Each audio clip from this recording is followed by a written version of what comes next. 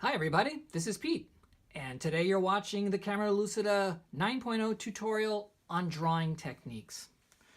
I started by putting these other devices here because I wanted to remind myself to mention the fact that Camera Lucida works on any iOS device that has a camera on the back. For this demonstration, I'm going to be using this large iPad Pro because it allows you to see the very best what I'm doing. Now, when it comes to drawing, there are no rules. Art doesn't have rules. There's no right or wrong way to draw. But there are ways that I've learned that work quite well, and I wanted to share those with you. I'm going to turn the transparency down real low. Now, I had a teacher once tell me that when you're drawing, the world doesn't really consist of lines.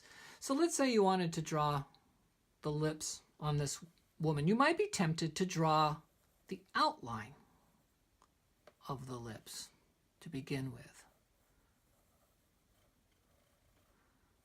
When you're done, what you're going to end up with is something that looks like that. And drawing the outlines of things is really important if you're doing something like drawing on a cookie and you want to be able to flood the area with royal icing. When you're drawing a portrait, keep in mind that there are very, very few lines in the real world. And what I like to do is I like to think in terms of value. So I will often go into grayscale or the posterize feature.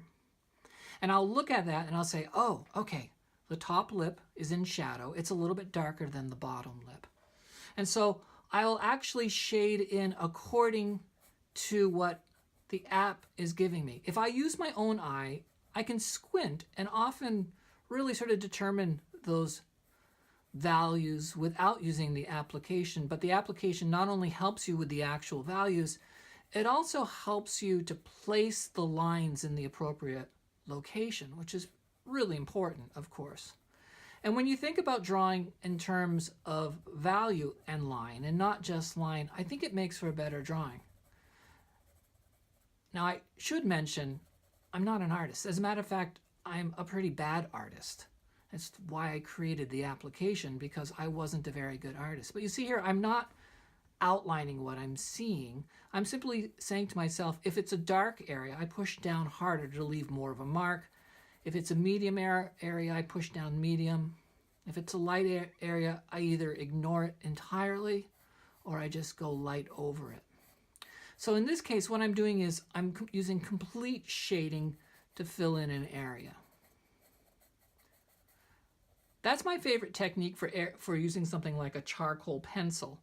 Another great thing that you can do with charcoal is you can often really smooth the areas between a dark and a light area where there's a transition by doing things such as adding a dark mark and then using a soft cloth or a particular tool, a blending tool, to move some of that darkness off into the areas of less dark areas. So in this case, you see I added the dark mark and I'm pushing some of that dark. Let me zoom right in there.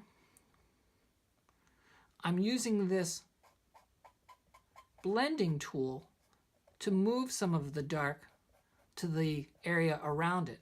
And that allows me to create a shade. And shades are really important for creating realistic drawings. Another technique that you might want to think about doing is using hashing. Hashing works great with pencils or pens or whatever you want. Here's a cheap school pencil. And if you look at this area, you can see that there is some dark for sure. Okay, that pencil doesn't work very well. There you go. But there's these whole areas that are shaded in. And I could actually come through here and just say, I'm going to pick this entire area and I'm going to shade it in using these hatching marks. And the darker the area, the more hatching I'll do.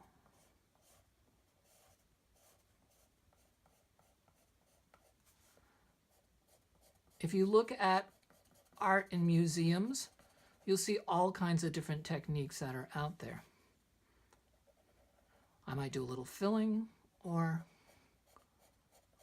I might do some hatching. Once you get used to the idea of hatching, what you end up wanting to do is to try to make your lines parallel and clean, because they just simply look better that way. And all I'm doing here is adding dark lines so that areas of dark have more hatching. I kind of missed this area. And I made the critical mistake of not using a sharp pencil.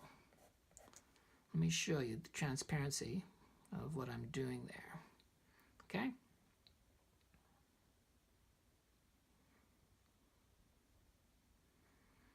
You can see I added darkness here, but I didn't bring it on down.